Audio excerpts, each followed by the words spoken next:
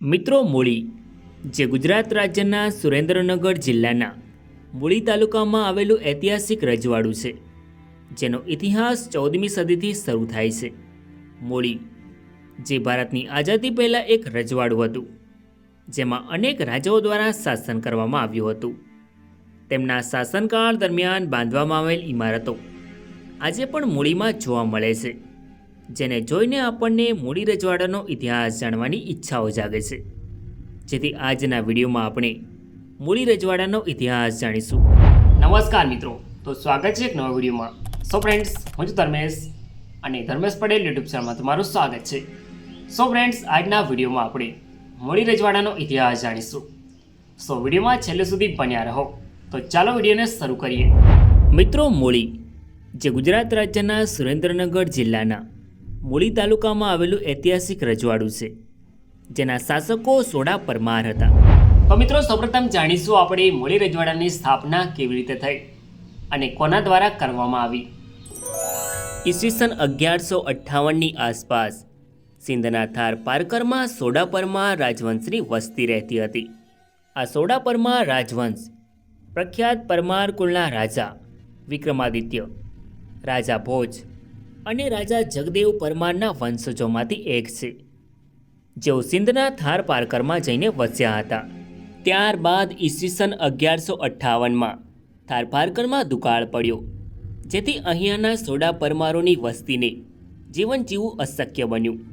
જેથી દુકાળથી બચવા તેઓ તેમની વસ્તી અને પશુઓ લઈને કાઠિયાવાડ તરફ જવાનું નક્કી કરે છે. આ વસ્તીને પરમાર લગધીરજી નેતૃત્વ કરી રહ્યા હતા. લગધીરજીને 3 ભાઈઓ હતા, અખોજી, આસોજી અને મુંજોજી, અને તેમની માતા જોમબાઈ.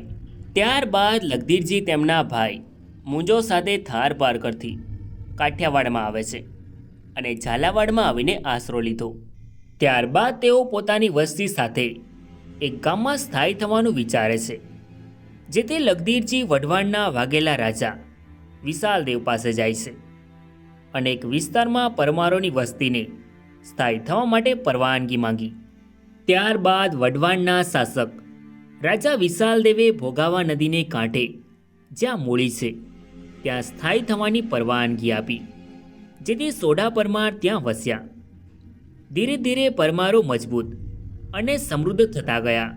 પરંતુ રાજા વિશાલદેવના દરબારમાં કેટલાક દરબારીઓને આ ગમ્યું નહીં, તેથી તેઓએ પરમારોને તેના પ્રદેશમાંથી ભગાડવાના પ્રયાસો શરૂ કર્યા.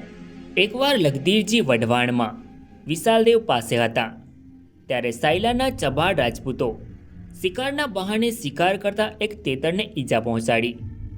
તેતર ભાગતા પરમારોની જમીનમાં પડ્યું, જ્યાં લગધીરજીની માતા જોમબાઈએ ઘાયલ તેતરને પોતાના ખોળામાં આશ્રય આપ્યો. ત્યારબાદ સાયલાના ચબાળ રાજપૂતો જોમબાઈ પાસેથી તેતર માંગે છે, પરંતુ જોમબાઈએ તેમની શરણમાં આવેલા તેતરને ન આપવા કહ્યું.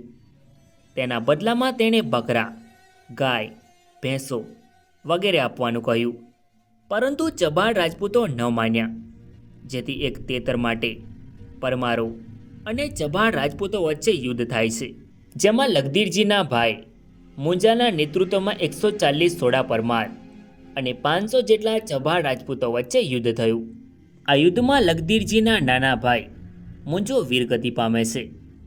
આ યુદ્ધમાં 200થી વધારે લોકો મૃત્યુ પામે છે, જેના પાળિયા આજે પણ શ્રી જોમબાઈમાં મંદિર મૂળી ખાતે જોવા મળે છે. યુદ્ધ બાદ લગધીરજી વસાહતમાં આવ્યા, જ્યાં તેમના નાના ભાઈનો મૃતદેહ તેમની માતા જોમબાઈ લઈને બેઠા હતા. ત્યારબાદ તેઓએ મુંજાજીના શૌર્યનો આશ્વાસન આપ્યો. મિત્રો, એવું કહેવાય છે કે જ્યારે લગધીરજીના પિતાનું મૃત્યુ થાય છે, ત્યારે તેમની માતાના ગર્ભમાં મુંજો હતો, જેથી તેઓ સતી થતાં અટકે છે. ત્યારબાદ જોમબાઈ માં મુંજા સાથે અગ્નિમાં બળીને સતી થાય છે. ત્યારબાદ લગધીરજી વઢવાણ ગયા અને રાજા વિશાલદેવને તેમના માણસોએ શાંતિનો ભંગ કર્યો. તેના બદલામાં તેઓએ માફીની વિનંતી કરી. મિત્રો, રાજા વિશાલદેવની રાણી સાયલાની એક ચબાળ રાજકુમારી હતી, જેથી તેઓ ઈચ્છતા હતા કે લગધીરજીને ફાંસી આપવામાં આવે, પરંતુ રાજા વિશાલદેવે તેમને માફ કરી દીધા અને રાજાએ તેમને થાન, મૂળી અને ચોટીલામાંથી મળીને કુલ 24 ગામોના પરંગણા આપ્યા હતા. ત્યારબાદ તેઓએ એક સ્વતંત્ર રજવાડાનું શાસન શરૂ કર્યું. મિત્રો, એવું કહેવાય છે કે લખધીરજી પરમારને એક માનેલી ચારણ બહેન હતી, જેઓ મૂળીના પરમારોને ભોજન માટે દૂધ પૂરું પાડતા હતા. આ મહિલાનું નામ મૂળી હતું, જે તે જ ગામમાં રહેતી હતી જ્યાં પરમારોએ એક નવું રજવાડું વસાવ્યું હતું અને તેમના નામ પરથી રજવાડાનું નામ મૂળી રાખ્યું. જી હા મિત્રો, ત્યારબાદ સોડા પરમારોએ મૂળી રજવાડાની સ્થાપના કરી અને એક નવું રજવાડું સ્થાપ્યું. પરમાર લખધીરજીએ મૂળી રજવાડાની સ્થાપના કરી હતી, જેમાં તેમને થાન, ચોબારી અને ચોટીલાના 24 ગામોના પરંગણા આપવામાં આવ્યા હતા. મૂળી રજવાડાના શાસકો ઠાકોર સાહેબની ઉપાધિ મેળવતા હતા. ઠાકોર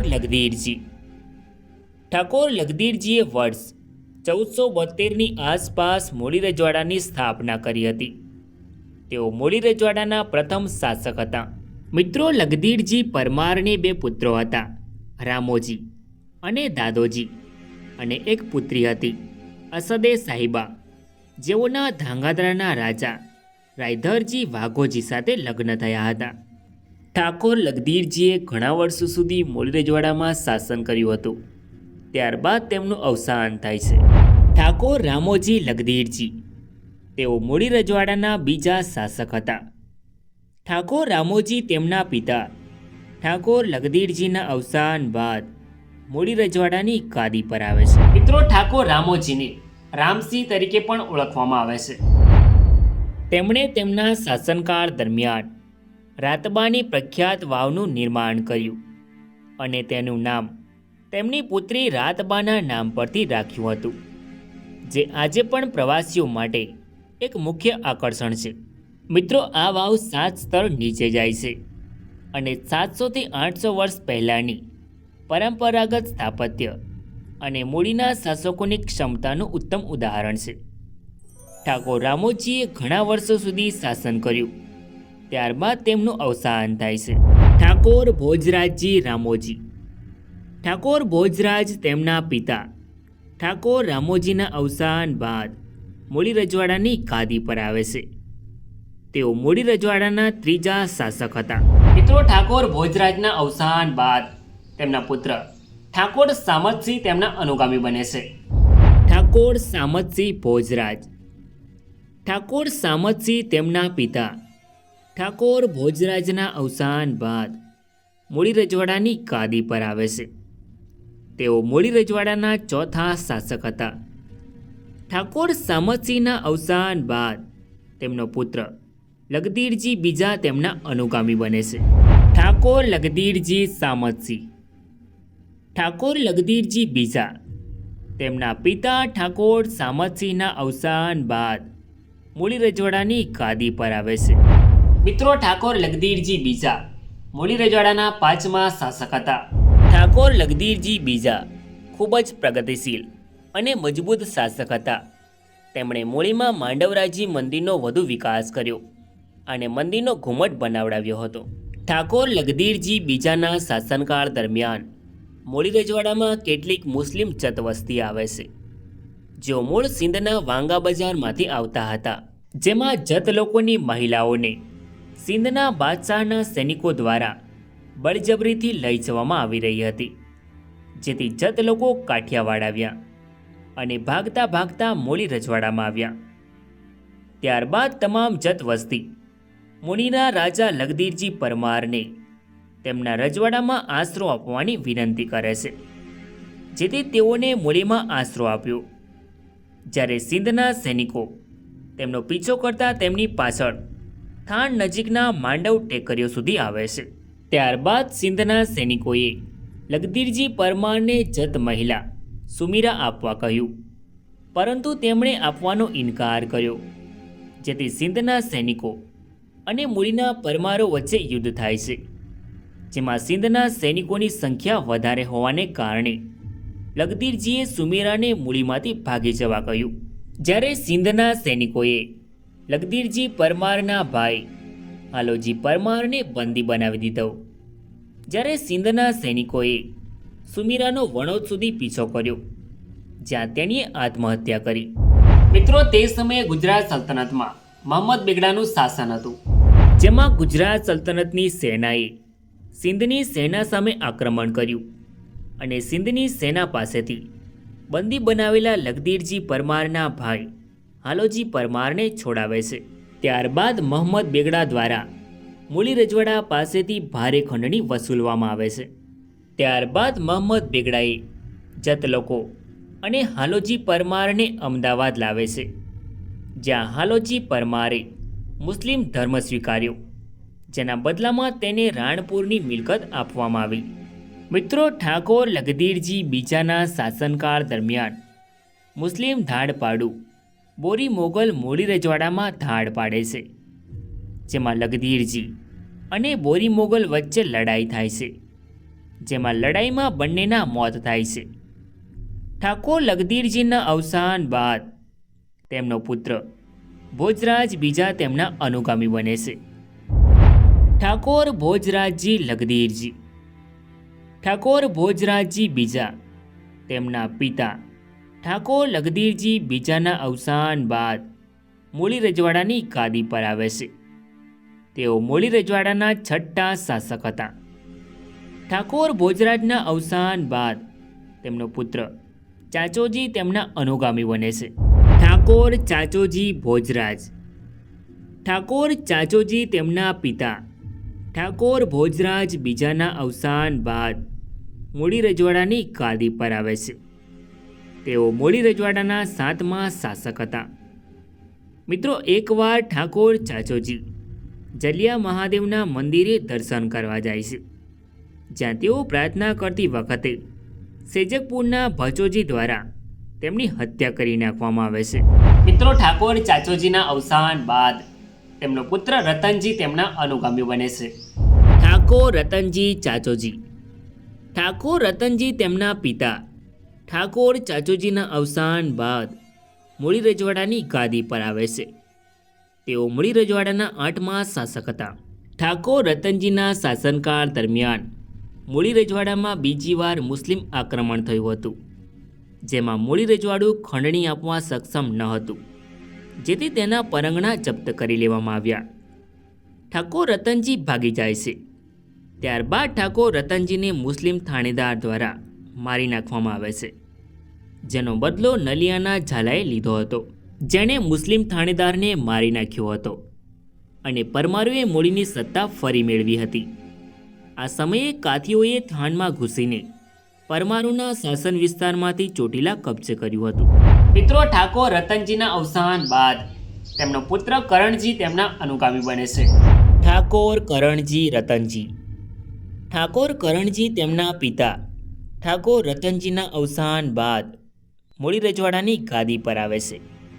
તેઓ મૂળી રજવાડાના 9મા શાસક હતા. ઠાકોર કરણસિંહે વિક્રમ સંવત 1650માં મૂળીમાં ગોરબાઈની વાવ બંધાવી હતી, જ્યારે તેમના નામે કરણસર તળાવ પણ બંધાવ્યું હતું. મિત્રો, તેઓ ભૂચરમોરીના પ્રખ્યાત યુદ્ધમાં જામ સત્તાજી સાથે લડ્યા હતા અને 90 વર્ષની વયે તેઓ મૃત્યુ પામ્યા હતા. ઠાકોર કરણજીના અવસાન બાદ તેમનો પુત્ર જગદેવજી તેમના અનુગામી બને છે. ઠાકોર જગદેવજી કરણજી.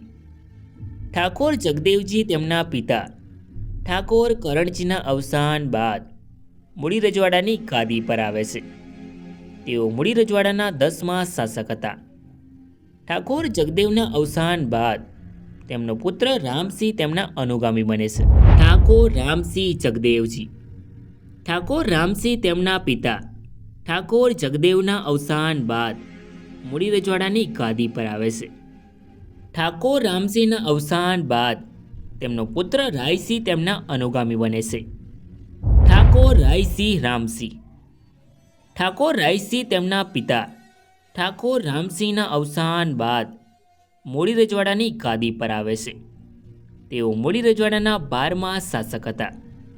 ઠાકોર રાયસિંહના અવસાન બાદ તેમનો પુત્ર રતનસિંહ બીજા તેમના અનુગામી બને છે. ઠાકોર રતનજી રાયસિંહ.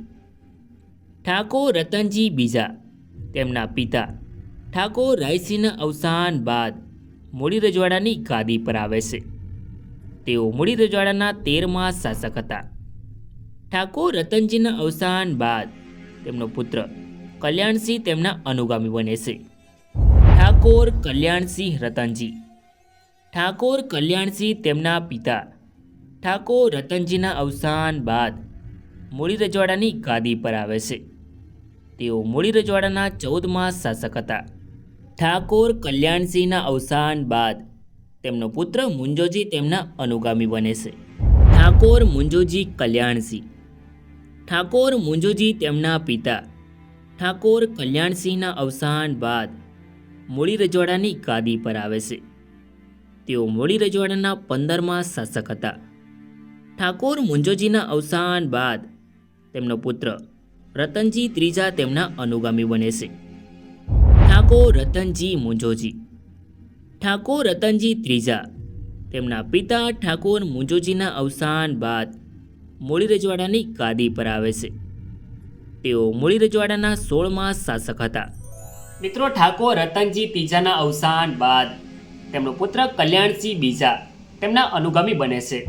ઠાકોર કલ્યાણસિંહ રતનજી। ઠાકોર કલ્યાણસિંહ બીજા તેમના પિતા ઠાકોર રતનજીના અવસાન બાદ મૂળી રજવાડાની ગાદી પર આવે છે। તેઓ મૂળી રજવાડાના 17મા શાસક હતા।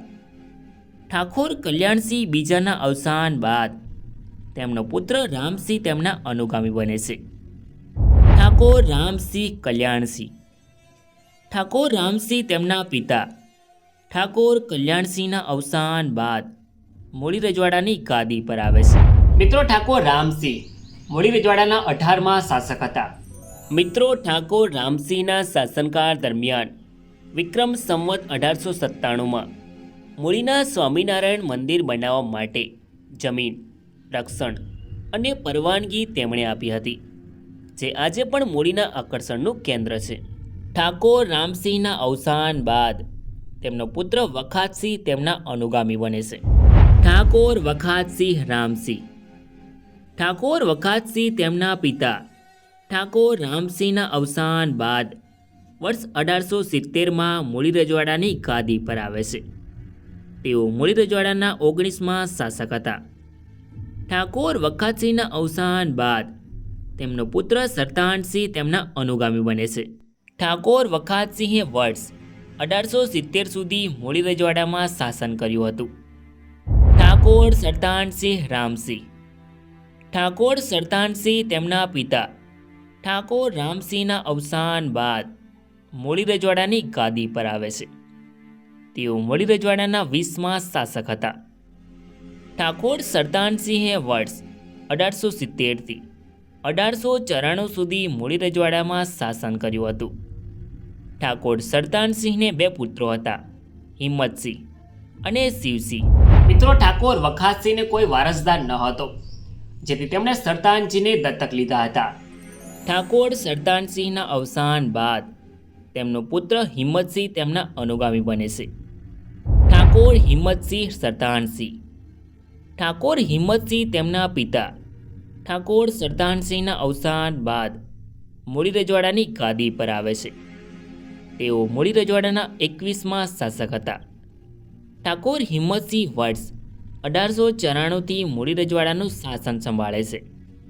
ઠાકોર હિંમતસિંહને એક પુત્ર હતો, હરીશચંદ્રસિંહ, જે તેમના અવસાન બાદ તેમના અનુગામી બને છે।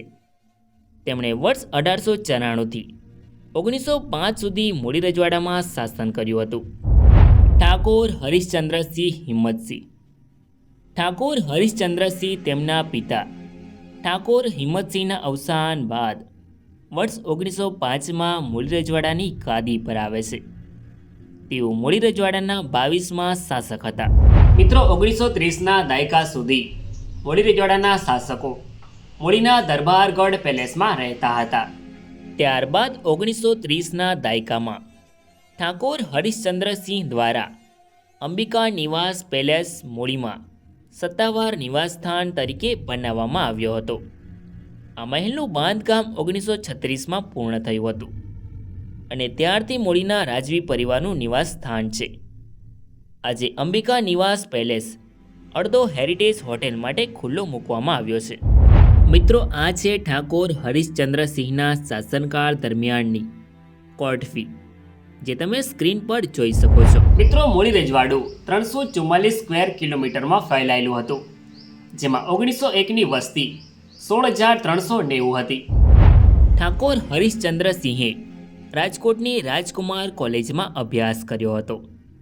તેઓને 2 પુત્રો હતા, ધર્મેન્દ્રસિંહ અને જયેન્દ્રસિંહ. ઠાકોર હરીશચંદ્રસિંહના અવસાન બાદ તેમના પુત્ર ધર્મેન્દ્રસિંહ તેમના અનુગામી બને છે. ઠાકોર ધર્મેન્દ્રસિંહ હરીશચંદ્રસિંહ. ઠાકોર ધર્મેન્દ્રસિંહ તેમના પિતા ઠાકોર હરીશચંદ્રસિંહના અવસાન બાદ મૂળી રજવાડાની ગાદી પર આવે છે. તેઓ મૂળી રજવાડાના 23મા શાસક હતા. મિત્રો, ભારત દેશમાં 1947 સુધી અંગ્રેજોનું શાસન રહ્યું હતું, જેમાં મૂળી રજવાડું કાઠિયાવાડ એજન્સીમાં આવતું હતું.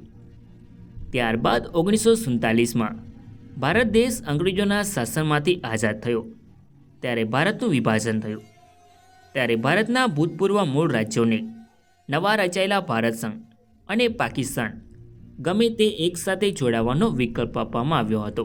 ત્યારે મૂળી રજવાડાના છેલ્લા શાસક ઠાકોર હરીશચંદ્રસિંહે મૂળી રજવાડાને ભારત સંઘમાં સામેલ કર્યું, જે આજે ગુજરાત રાજ્યના સુરેન્દ્રનગર જિલ્લાનો મૂળી તાલુકો છે.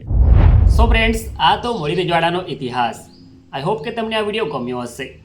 સો વિડીયોને લાઇક કરીને કમેન્ટમાં તમારો અભિપ્રાય જરૂર લખો, અને ચેનલમાં નવા હોય તો આવા જ નવા વિડીયો જોવા માટે ચેનલને સબસ્ક્રાઈબ જરૂર કરો. તો મળીએ નેક્સ્ટ વિડીયોમાં. ધન્યવાદ.